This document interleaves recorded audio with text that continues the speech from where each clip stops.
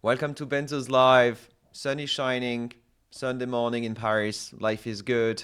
We're here back again for another weekly challenge replay and analysis. I've been rank 1 the whole week until someone actually took my crown today. So, well played to him or her. But that's the game. I'm still happy I managed to achieve a pretty nice and decent score overall, and very happy to share it with you. I'm sure you can find some interesting tips as well. So, enjoy. So let's pause a minute before the game starts. So Elyrion, the whole strategy for Elyrion is to maximize the economy. And I would have done exactly the same start in a ranked game, a might game, where you need to maximize the economy around Politors, right? So here what you want to go is explore to manage to find the 3 villages as early as possible, but you don't want to use the Politop push, basically, to get the village right after straight away. Why? Because if you do that, you arrive on this village, and before you capture it, you can't upgrade forestry because you only have 5 stars. So actually, you need 6 stars for forestry. That's why, basically, in most of my games, actually, I very rarely use the Polito push to go and get a village first, except in some situations. But that's what you need to know. So let's play. This is what I'm doing. I'm exploring all of them.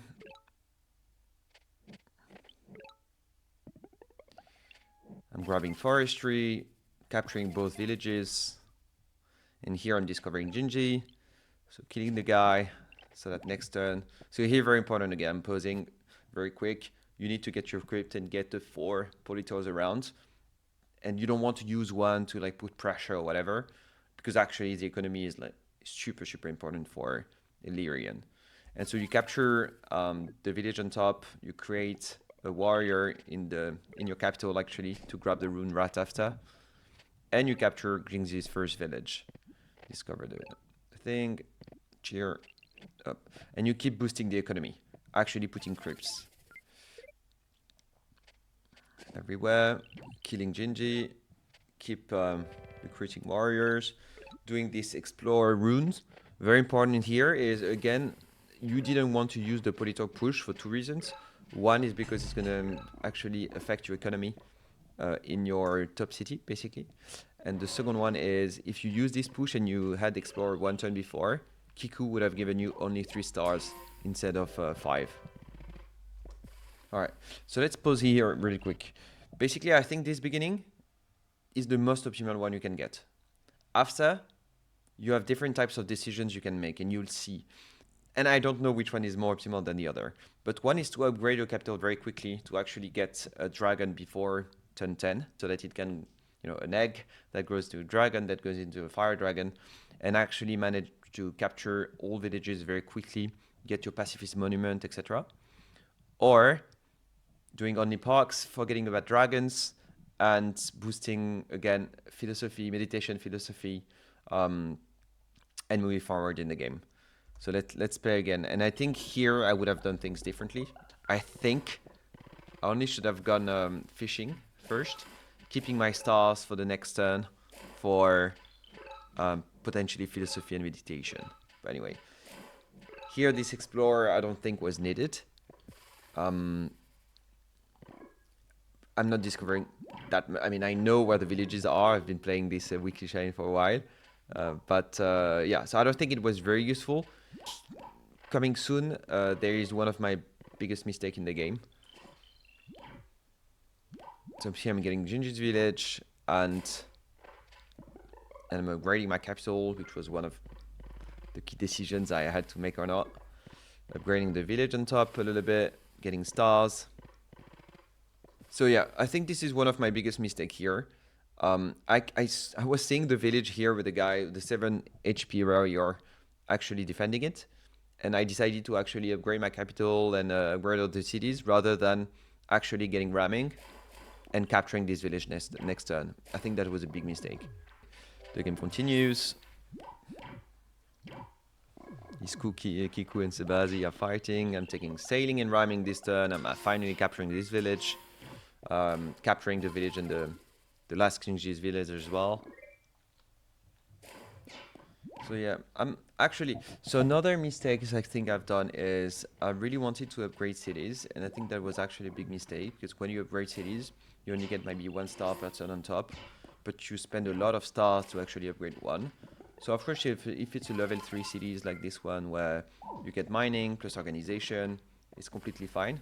But when you actually put one mine, another, then a forge, cost you like 15 stars just to upgrade it for, to get 1 star per turn, it's actually a waste of stars that you could use to actually get a new tech that will cost you 2 or 3 stars more if you capture a village before.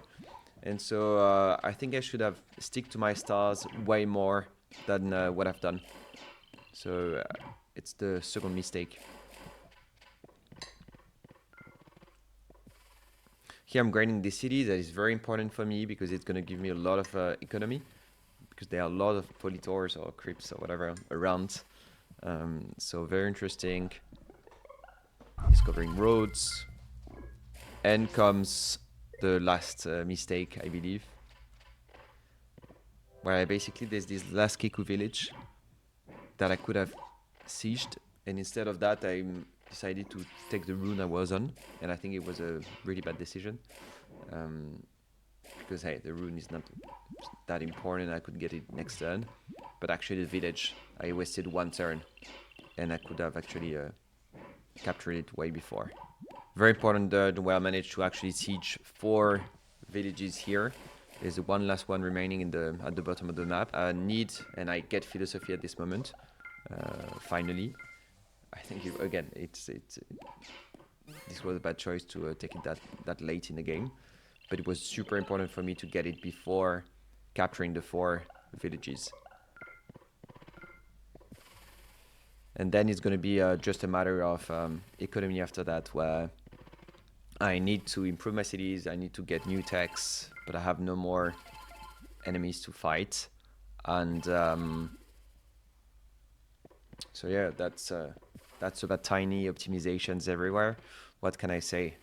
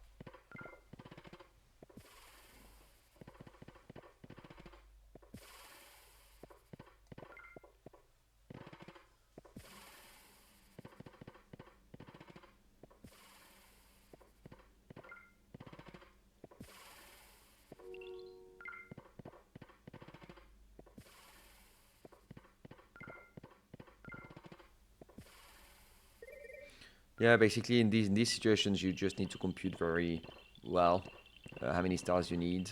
Do you want to get population growth or border growth?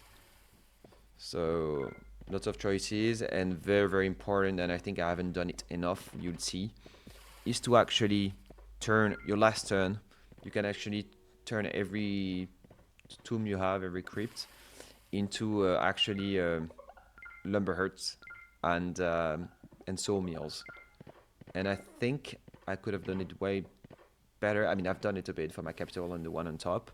Yet I should have done it for the village that is very close to my capital as well, on the bottom of the map, where I could have upgraded it to level 5 city and get a park at a way lower cost than to get a new park somewhere else in another city.